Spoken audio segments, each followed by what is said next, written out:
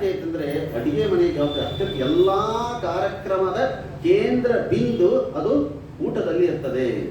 ನೀವು ಬೇಕಾದಷ್ಟು ಸಭಾ ಕಾರ್ಯಕ್ರಮ ಮಾಡಿರಿ, ಬೇಕಾದಷ್ಟು ಅನುವಾದ ಮಾಡಿರಿ, ಉಪನ್ಯಾಸ ಮಾಡಿರಿ, ವಾಕ್ಯಾರ್ಥ ಮಾಡಿರಿ, ಎಲ್ಲ ಮಾಡಿರಿ. ನೀವು ಒಂದು ಊಟ ರುಚಿ ಇತ್ತ ಕಾರ್ಯಕ್ರಮ ಭಾರಿ ಆಯ್ತದು, ಏನು ಹೊಳಿ ಏನು ಸಾರಿತ್ತು, ಏನು ಅದ್ಭುತ ಇದು ಕಾರ್ಯಕ್ರಮ.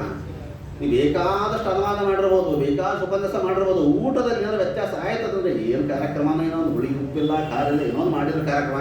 ಊಟದ ಮೇಲೆ ನಾವೆಲ್ಲ ಅಳಿತೀವಿ ನಾವು ಕಾರ್ಯಕ್ರಮವನ್ನು. ಒಂದು ಅಡಿಗೆ ಮನೆ ಅಂತಂದರೆ ಸಾವಿರಲ್ಲ, ಕೋಟ್ಯಾಂತರ ಜನ ಸೇರಿದ್ದಾರೆ ಇಲ್ಲಿ. ಅಂತ ಕೋಟ್ಯಾಂತರ ಜನರನ್ನ ತಿಂದು ತೇಜಿಸುವ ಮಮತೆಯ ತಾಯಿ ಮನೆಯೂ ಬೇಕಾದ್ರೆ ಅಡಿಗೆ ಮನೆಯೇ ಆಗ್ತದೆ. ಅದೇ ಕೋಟ್ಯಾಂತರ ಜನರನ್ನ ಕೊಲ್ಲತಕ್ಕಂಥ ಕಟ್ಟುಗಳ ಮನೆ ಬೇಕಾದ್ರೂ ಅಡಿಗೆ ಮನೆಯೇ ಆಗ್ತದೆ. ಬೇಕಾದಷ್ಟು ಶತ್ರುಗಳು ಹೋಗಿ ಏನಾದರೂ ವಿಷವನ್ನು ಧರಿಸಿದ್ರೆ ಅಪವಾದ ಬಂದರೆ ಗತಿ ಏನು? ಅದಕ್ಕೋಸ್ಕರ ಭೀಮಸೇನ ದೇವರೇ ಅಡಿಗೆ ಮನೆ ಕೆಲಸವನ್ನು ತಾವಿಟ್ಕೊಂಡ್ರೆ ಎಲ್ಲರಿಗೂ ಒಂದೊಂದು ಕೆಲಸವನ್ನು ಕೊಟ್ಟು ತಾನು ಯಾವ ಕೆಲಸ ಇಟ್ಕೊಂಡ ಕೃಷ್ಣ ಪರಮಾತ್ಮ. ಕೃಷ್ಣ ಪಾದಾವನೇಂಜನೆ ದಿಶಂತಂ ವ್ಯರ್ಥ ಹಂತುಮೆ.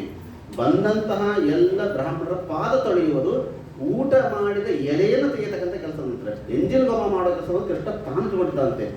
ಅದಕ್ಕೆ ದಾಸರು ಹೇಳ್ತಾರಲ್ಲ, ಉಟ್ಟ ಪೀತಾಂಬರವ ಉಡುಗೆಜ್ಜೆ ಮೇಲ್ಗಟ್ಟಿ ಎಂಜಲವ ಬಳೆದ ಹರಿ ಅಂಜರೇ ಓಡಾಡಿ.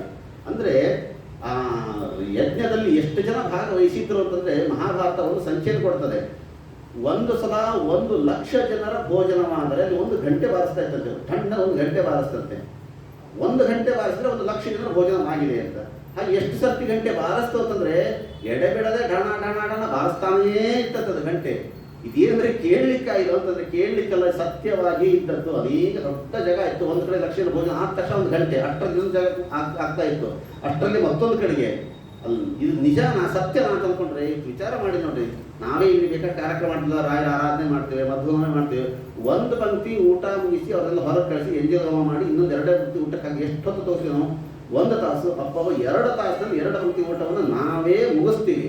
ಅದು ರಾಜಸೂಯ ಯಾಗ. ಅದು ಎಂಜಿಲು ಹೋಮ ಮಾಡಿಕೊಡೋನು ಸರ್ವೋತ್ತಮ, ಅನ್ನ ಮಾಡಿಕೊಡೋನು ಜೀವೋತ್ತಮ. ಇಬ್ಬರೂ ನಿಂತಾಗ ಏನು ಇಡೀ ಜಗತ್ತಿಗೆ ಊಟ ಹಾಕತಕ್ಕಂಥ ಅನ್ನಾದರಾಗಿರ್ತಕ್ಕಂಥ ಪರಮಾತ್ಮ ಸರ್ವೋತ್ತಮ ನಿಂತಾಗ ಏನು ಅಸಾಧ್ಯ ಅಲ್ಲ. ಅಂತಹ ಅದ್ಭುತವಾಗಿರ್ತಕ್ಕಂಥ ರಾಜಸೂಯ ಯಾಗವನ್ನು ಅಲ್ಲಿ ಮಾಡಿದರು. ಮುಂದೆ ಎಲ್ಲವೂ ಮುಗಿದ ಮೇಲೆ ಅಗ್ರಪೂಜೆ ಅಂತ ಹೇಳ್ತಾರೆ. ಅಗ್ರಪೂಜೆಯನ್ನು ಯಾರಿಗೆ ಮಾಡಬೇಕು? ಧರ್ಮರಾಜ ಬಂದು ಕೇಳಿದ ಭೀಷ್ಮ, ನಾ ಅಗ್ರಪೂಜೆಯನ್ನು ಯಾರಿಗೆ ಮಾಡಲಿ? ಭೀಷ್ಮಾಚಾರ್ಯ ಹೇಳಿಬಿಟ್ರು, ಕೃಷ್ಣನಿಗೆ ಮಾಡು.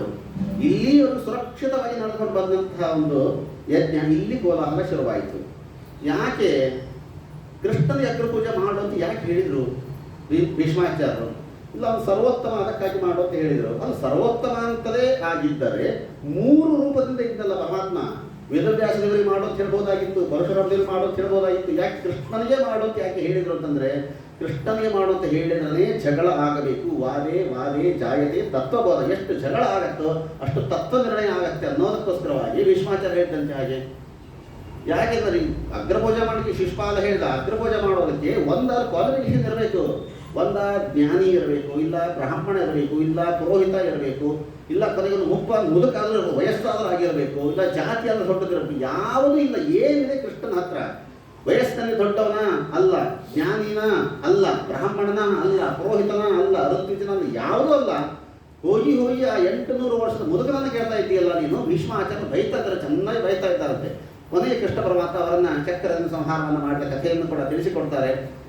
ಇಲ್ಲಿ ಭೀಷ್ಮಾಚಾರ್ಯರ ಒಂದು ಚರಿತ್ರೆ ಎಷ್ಟು ವಿಚಿತ್ರವಾದದ್ದು ಅಂತಂದರೆ, ಭೀಷ್ಮಾಚಾರ್ಯರು ಕೃಷ್ಣನಿಗೆ ಅಗ್ರಪೂಜೆಯನ್ನು ಮಾಡು ಅಂತ ಹೇಳುವುದರ ಮೂಲಕವಾಗಿ ಪುಣ್ಯದ ಪರಾಕಾಷ್ಠೆಯನ್ನು ಮೀರಿ ಬಿಟ್ಟಿರ್ತೀವನ್ನೇ.